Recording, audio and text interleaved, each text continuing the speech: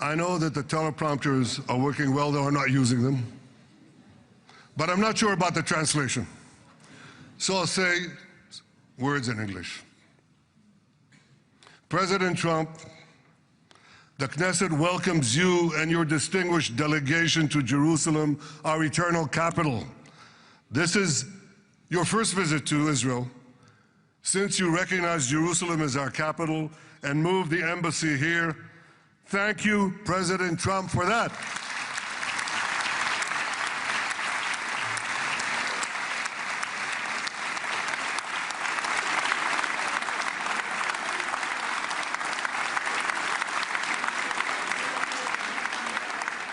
There are many other reasons to thank you since your last visit here.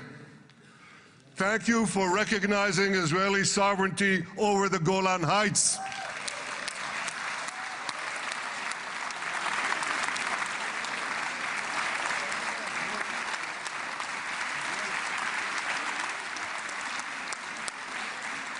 Thank you for standing up to the lies against Israel in the United Nations.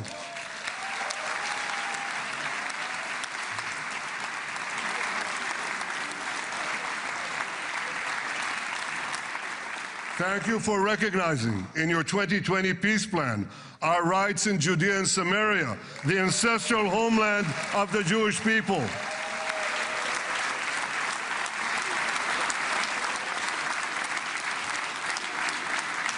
Thank you for brokering the historic Abraham Accords. Abraham, Eskemei Avraham.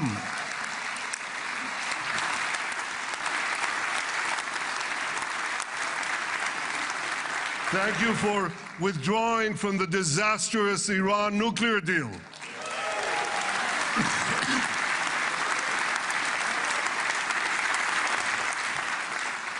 Thank you for supporting Operation Rising Lion and for your bold decision to launch Operation Midnight Hammer.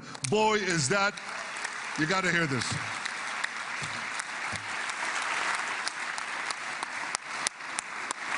This is the most fitting name ever named for a military operation, because a little after midnight, you really hammered them.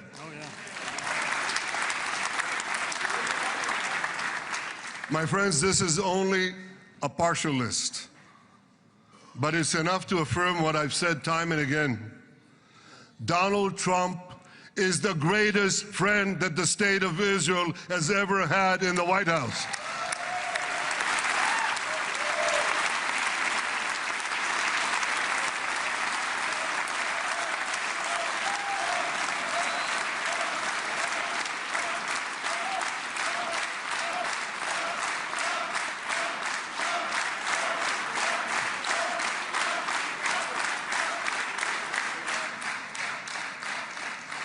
No American president has ever done more for Israel. And as I said in Washington, it ain't even close. It's really not a match.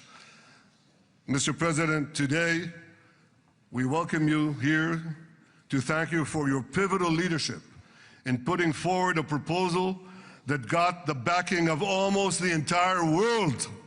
A proposal that brings all our hostages home.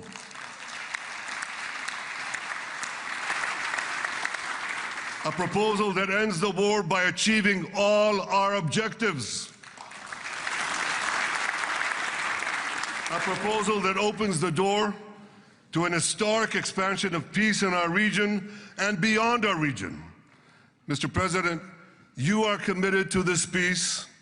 I am committed to this peace. And together, Mr. President, we will achieve this peace.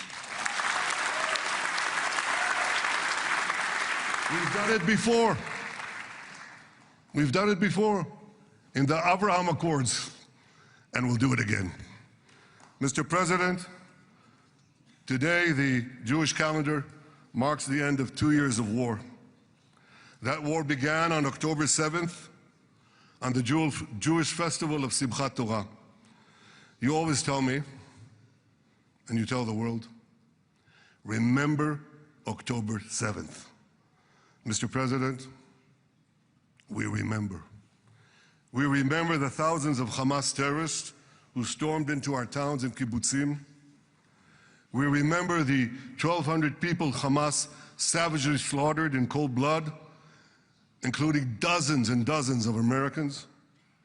We remember entire families burnt alive as they embraced each other. We remember the beautiful young Israelis brutally gunned down at the Nova Music Festival. We remember the hundreds of our citizens who were dragged into the dungeons of Gaza, including 12 Americans, men and women, young and old, babies and elderly Holocaust survivors. My friends, Mr. President, Donald, these monsters take babies as hostages. In response to this barbaric attack on October 7th, Israel did what it had to do. With indomitable courage, we set out to defend our people, to defeat our enemies, and to release our hostages. Our heroic soldiers fought like lions. They fought on the front lines of civilization and barbarism. Israel achieved amazing victories over Hamas and the entire Iran terror axis. Sinwar, Dev, Hania, Nasrallah, Assad, they're all gone.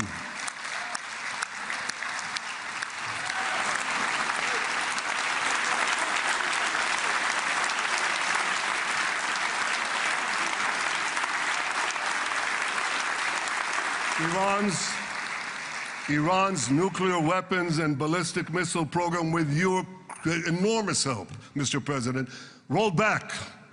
Half the Houthi leadership wiped out. But the price of this victory, the price of these victories, has been heavy. Nearly 2,000 of Israel's finest were lost, nearly half in battle. They left behind parents, spouses, siblings, and children. Their love and laughter, their promise and potential were lost forever. To the families of our fallen fighters, many of them are here, I say, I know the depth of your pain. I know the inconsolable grief that will accompany you for the rest of your lives. The state of Israel bows its head in eternal gratitude to our fallen heroes. Because of these heroes, our nation will survive. Because of these heroes, our nations will thrive. And because of these heroes, our nation will have peace. Mr. President, thousands of our brave soldiers were also wounded, suffering terrible blows to body and soul. Brave soldiers like Ari Spitz. Ari is an American. Ari is an American Israeli who was injured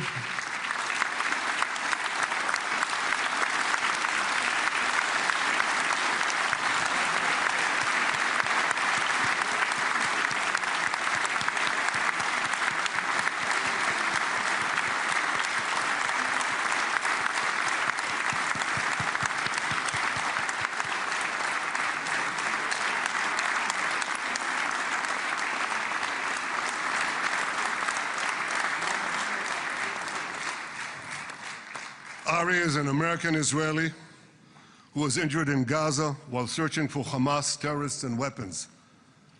2 of Ari's comrades were killed in this action, and 10 were injured. Ari was presumed dead, but made a miraculous recovery despite losing 3 limbs. Ari, stand up for a minute alone. Stand up. There you go. There. Ari, you are the spirit of Joshua. You are the spirit of David. You are the spirit of the Maccabees. You are the spirit of Israel. I salute you. We all salute you.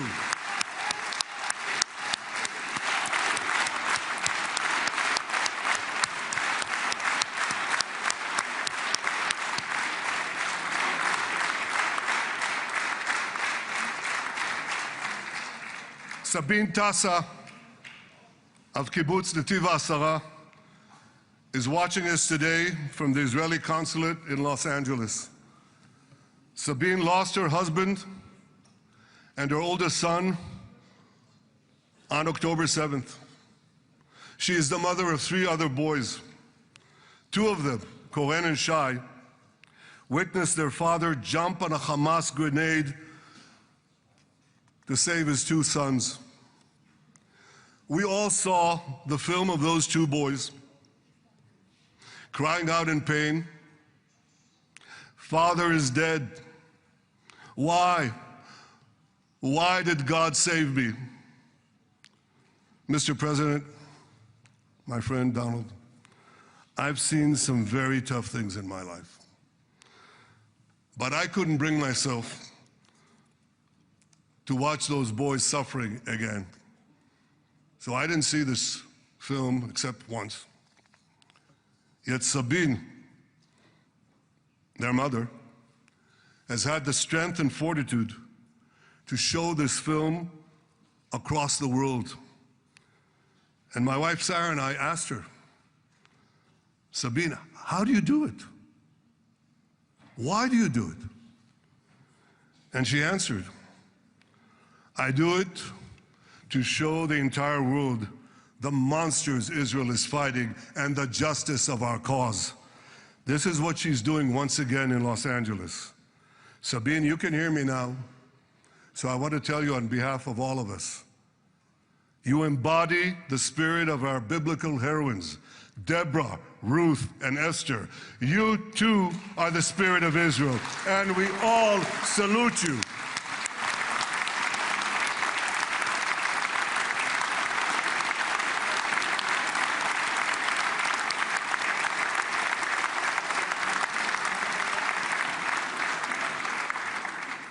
Mr. President, you asked me on our many conversations during the 12-day war with Iran, you asked me, how are the people holding up? And I said to you, our people are strong.